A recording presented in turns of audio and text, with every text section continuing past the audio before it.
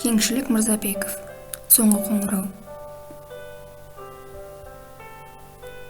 Көктемгі аспанның жаңғырып даусы бір күні, көз жауын алып, құлпырар сосын қыр гүлі.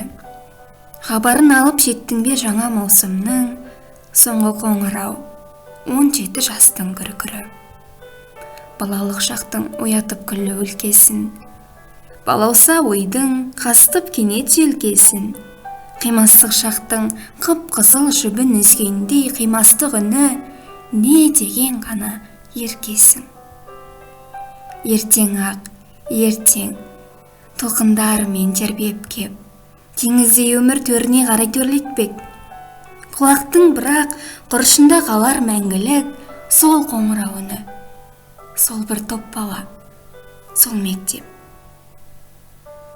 Сол қоңырау үні үмітпен бастап жол басын, арманға қосып алысқа тартар арнасын.